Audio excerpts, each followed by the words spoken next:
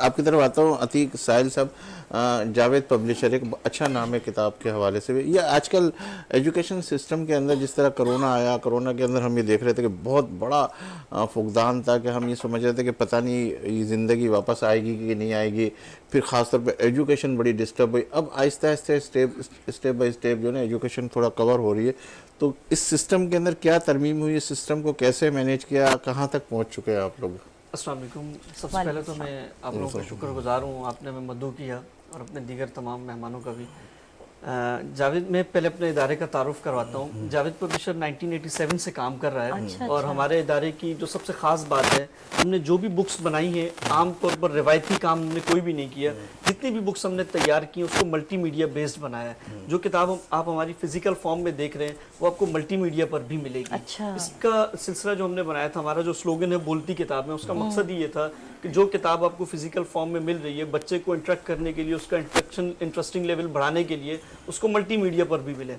تو جیسے آج کا بچہ ہے، اس کی ریکوائرمنٹ موبائل ایپس ہیں، یا وہ انٹریکشن کے لیے موبائل ایپس اور ملٹی میڈیا کی ریکوائرمنٹ کرتا ہے، اپلیکیشنز کی ریکوائرمنٹ کرتا ہے. تو اسی سلسلے کو ہم نے آگے جوڑتے ہوئے اس چیز کو آگے بڑھایا ہے. اب جو موجودہ سچویشن ہے، جیسے ساتھیانی صاحب نے کہا کہ کرونا میں کیسے آپ نے سروائیو کیا. کرونا میں تو پوری دنیا کا سروائیور مشکل ہو گیا تھا، لیکن ہم اس وقت بھی اور اس کے ساتھ جو ابھی تک ہمارا سلسلہ چل رہا ہے، LMS اور دیگر چیزوں کو ہم نے انٹروڈیوس کروایا، لرننگ مینجمنٹ سسٹم، اس لیے کہ آن لائن ہے. جی آن لائن ہے.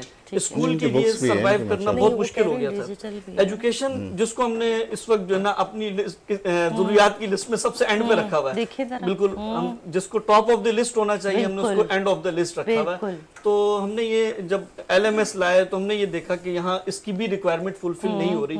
پھر وقت کے ساتھ ساتھ ہم نے چیزوں کو بہتر کرنے کے لیے ملٹی میڈیا بنایا.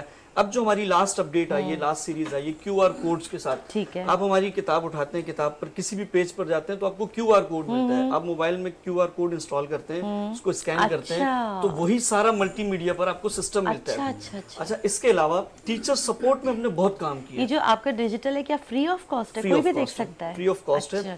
اب تک ہم نے اس کو انٹر لنک رکھا تھا YouTube کے ساتھ، لیکن اب ہم اپنا پرسنل پورٹل بنانے جا رہے ہیں. پرسنل پورٹل اس لیے بنا رہے ہیں کہ ہم نے یہ محسوس کیا کہ بچوں کی ڈائیورژن YouTube سے کہیں اور ہو رہی ہے، تو ہم نے اس کو بھی کور کرنے کے لیے اپنا پرسنل پورٹل انٹروڈیوس کروایا تاکہ ہمارا بچہ ڈائریکٹ ادھر ہی آئے. کیونکہ وہاں ہم نے دیکھا ہے مختلف چیزیں بچہ ڈائیورٹ ہو جاتا ہے. تو ہم نے ایجوکیشن کے ساتھ ساتھ اس پر بھی کام کیا، جبکہ پرسنل پورٹل ایک بہت بڑی انویسٹمنٹ ہے، لیکن ہم نے اس کو سیف سائڈ کیا ہے بچوں کو. بہت بڑی بات ہے کہ آپ اتنا سوچ رہے ہیں. آج کل کے زمانے میں نفسا نفسی کا عالم ہے. ہمارے ساتھ اتنے پاکستان میں دیکھیں اتنے خوبصورت دل کے لوگ موجود ہیں جو کہ فلاح و بہبود کے لیے بڑھ چڑھ کے کام کرتے ہیں. تو صرف پاکستان میں آپ کی اچھی چیزیں بھی دیکھیں نا، برائی کے ساتھ اچھائی بھی تو ہے.